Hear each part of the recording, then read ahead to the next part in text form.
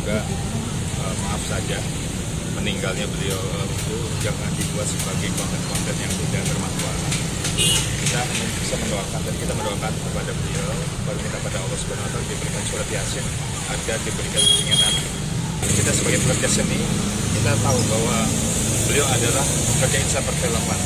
Yang saya sebagai ketua umum artis film Indonesia, Perkumpulan Artis Film Indonesia, benar-benar sukawa banget gitu ya terhadap Vanessa.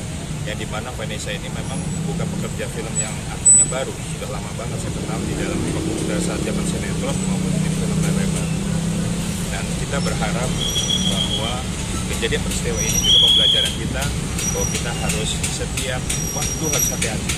Kita ingat sama Allah, kapan ambil Tuhan tuh kapan aja mengambil nyawa kita nggak tahu. Dan bagaimanapun juga kita akan tahu.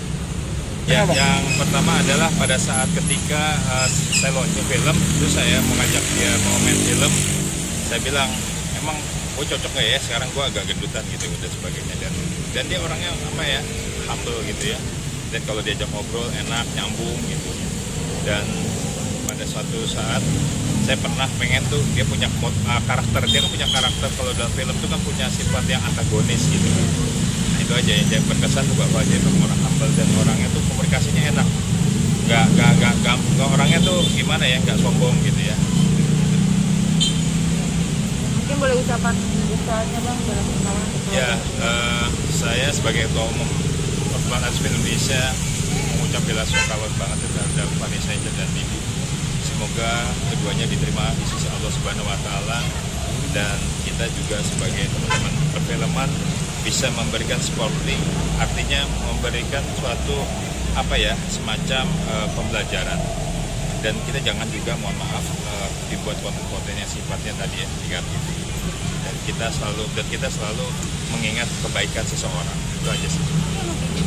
Sudah meninggal dunia hanya Allah yang tahu. Gak ada manusia bisa melihat alam ruh gitu kan.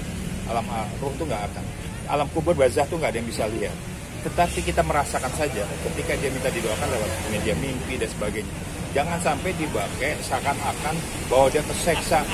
Keseksa gimana? Emang siapa lu? Gitu ya bahasa kasarnya. Mau ulama, mau siapapun gak ada yang tahu. Jangan kita jadi klinik gitu lah. Apa-apa saja diarahkan yang sifatnya menyangkut yang ya sifatnya tadi.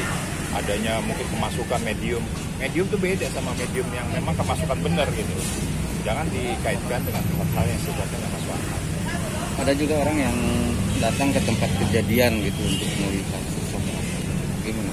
Ya orang datang ke sana terus dia pakai tuh garam, katanya entah apalah, kalau darahnya di ini dia teriak-teriak mamam, nggak masuk akal itu.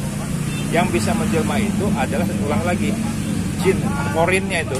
Yang korinnya memang merasa bahwa dia memang menjelma. Seakan-akan manusia juga harus takut gitu. Itu kan penipuan yang secara, kalau di dalam hadis Rasulullah SAW yang sifatnya itu tadi harus hati-hati, itu bisa musyrik itu larinya. Tiba-tiba kemasukan, apa? Nah, itu kan nggak masuk akal itu kan. Pembodohan ya Pak? Itu pembodohan publik dan itu konten yang nggak bermanfaat.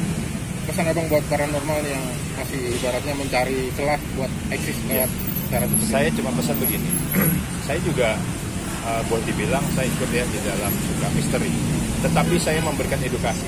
Apa edukasinya? Bahwa semua itu karena Allah semuanya, dan kita jangan sekali-kali berbuat sesuatu yang melebihi dari kapasitas kita, karena bangsa ini jangan dibuat masyarakatnya kebodohan, penggiringan opini.